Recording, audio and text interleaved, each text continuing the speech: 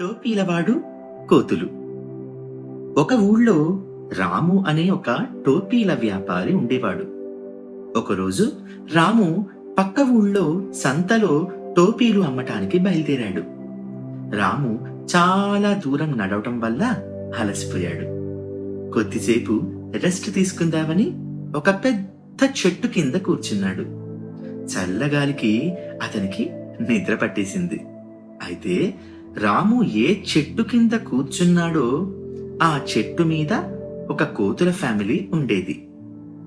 రాము నిద్రపోగానే ఆ కోతులు మెల్లగా చప్పుడు చేయకుండా చెట్టు దిగి బుట్టలో ఉన్న రంగురంగుల టోపీలను తీసుకుని రాములాగే టోపీలను వాటి తల మీద పెట్టుకుని చెట్టు మీదకి వెళ్ళిపోయాయి.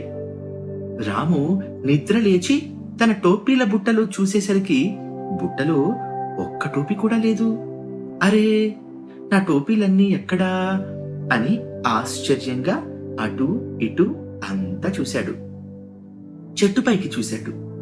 రాము బుట్టలోని రంగురంగుల టోపీలను తలపై అందంగా పెట్టుకున్న కోతులు కనిపించాయి. తన టోపీలను తనకి ఇవ్వమని కోతులను బతిమాలాడు రాము. కోతులకు అతను ఏం చెబుతున్నాడో అర్థం కాక రాము ఏం చేస్తే అవే చేశాయి. రాము నవ్వితే కోతులు కూడా నవ్వాయి.